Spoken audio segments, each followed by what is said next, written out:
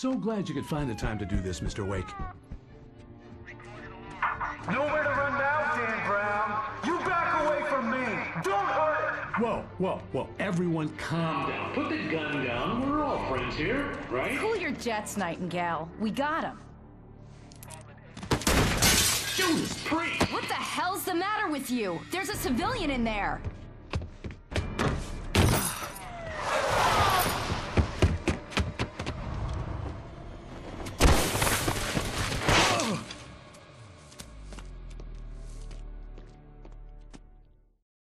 I'll get you yet, even if it kills me, you hear me? You hear me, H.P. Lovecraft? I had fallen off so many cliffs it was ridiculous. That's what you get for naming a book The Sudden Stop. It was probably good I hadn't had the chance to tell Maine where I was going. I'd have to lose the cops and find my own way to the mine.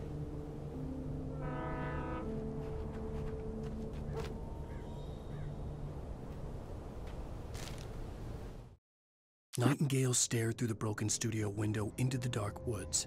He turned around, started to walk out, but Maine grabbed his arm. "Young man, you almost shot me. You don't shoot off rounds at people like that. What's the matter with you?" Nightingale shook his arm free, marched out. His cheeks burned with rage and humiliation.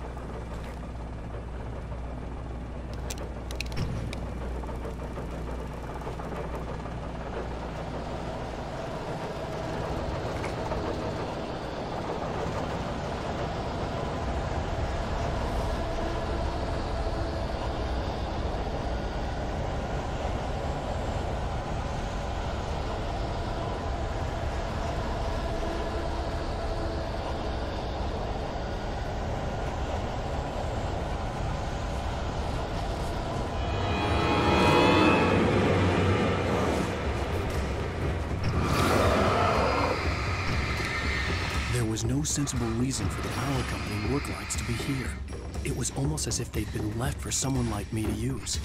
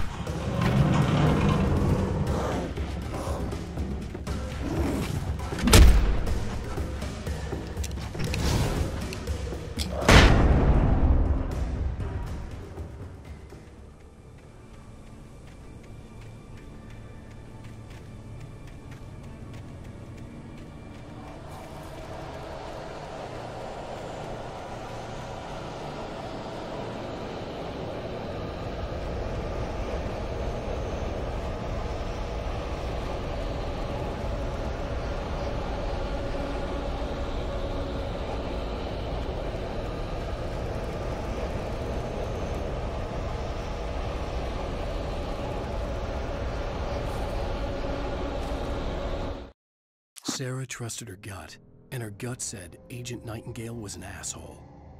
He felt wrong, and it wasn't just the smell of stale booze. It was in the way he flashed his badge, pulled rank, the look in his eyes when he wanted answers. Where was Alan Wake? What was this about an accident? Where was his wife? And most importantly, why did she let Wake go? He wouldn't answer her questions. Federal business was all he'd say.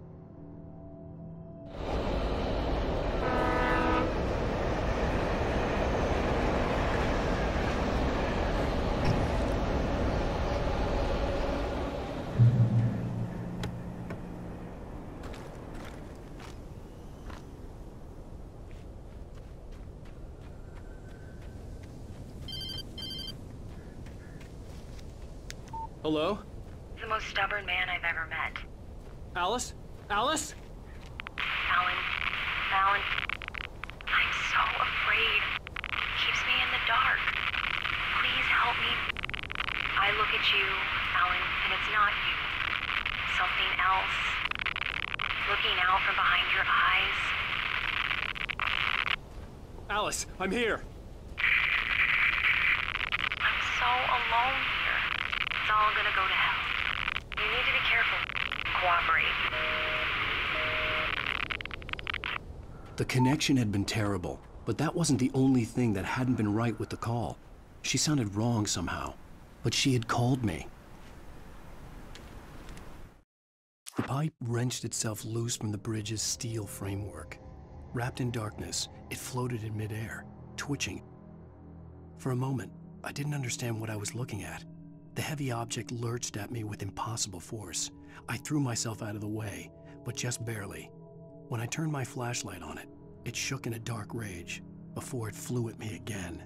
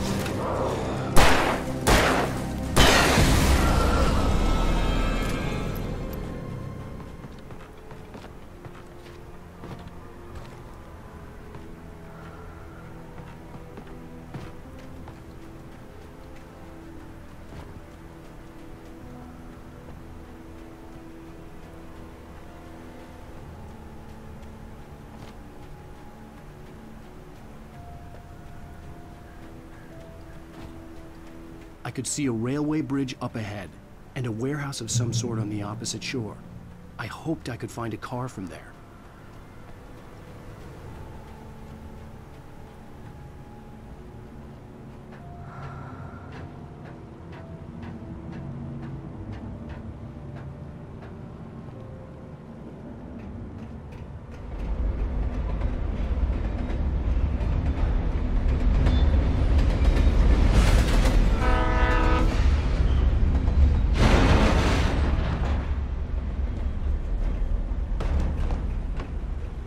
The darkness that was pursuing me was growing stronger, and it was taking over everything in its path.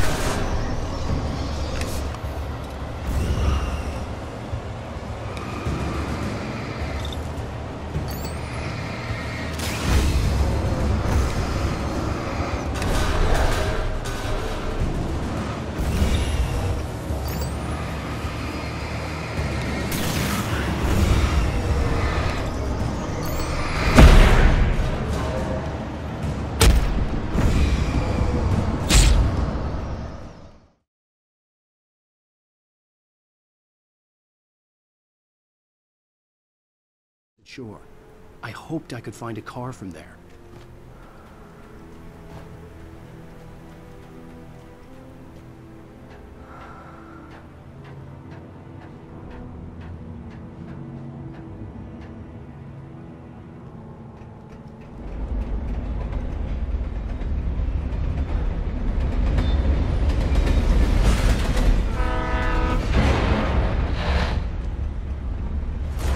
That was pursuing me was growing stronger, and it was taking over everything in its path.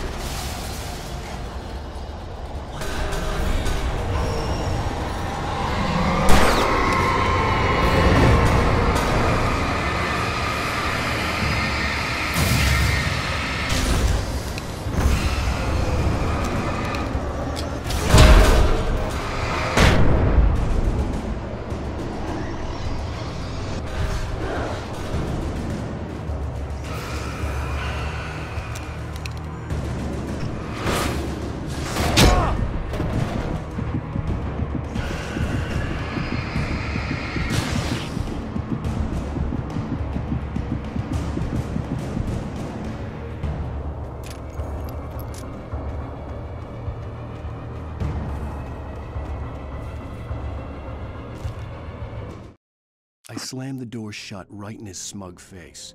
He pleaded for me to open the door. True to form, the asshole actually thought I would obey. I had no sympathy left, no guilt either, not for him. I took a moment to savor the scream. I bet I had a smile on my face. It was all that I had time for. The dark presence was inside the lodge with me.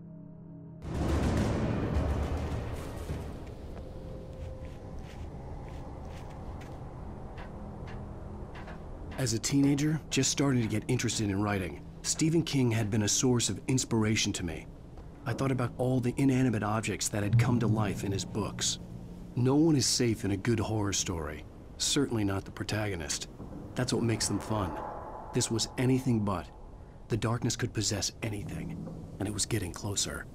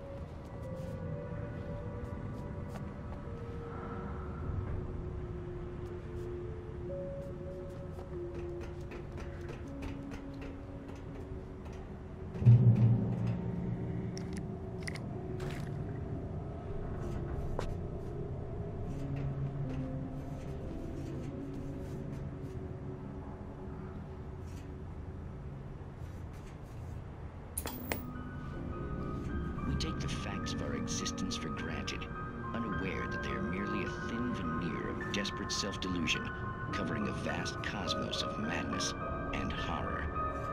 All too often, the stars are right. In Night Springs. Tonight's episode, A Family Occasion. Journalist Alvin Derleth's trip to study the local customs of an insular community in Night Springs has been less than successful.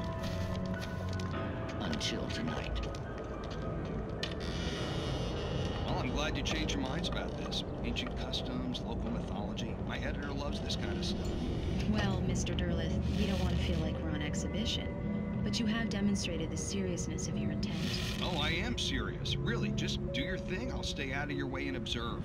Actually, I thought you could assist us. I'm afraid we are a man short. It would provide you with an intimate perspective. Could I really? Of course, Mr. Derleth. Well, I guess that's the least I... What would I have to do? Oh, here. Let me show you with a kiss.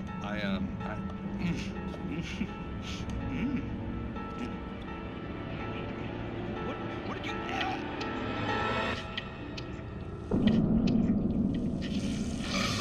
Oh, Mr. Derleth, you have well pleased Nixie Perka, the dweller in flesh.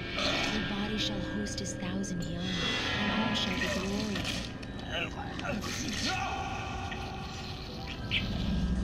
Shh, darling, be calm.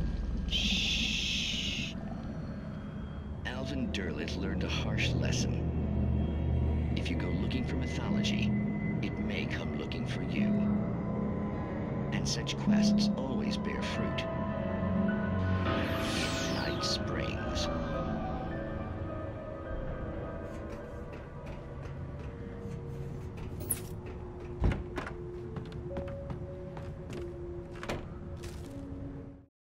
The darkness surged towards me, sucking everything loose from the ground into its depths, tugging at my clothes. I saw the flare the kidnapper had dropped and threw myself towards it just as I felt my feet leave the ground. The darkness embraced me with the force of a tornado. Somehow I managed to light the flare. The darkness roared and cast me away. I fell toward the dark waters of the lake far below.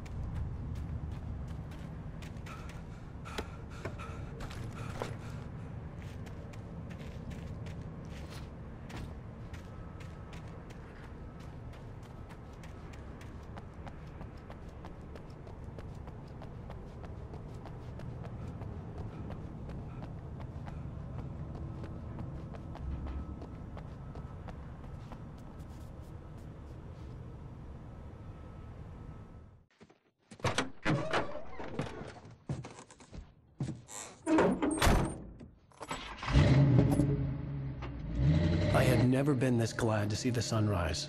I had a couple of hours to get to the coal mine.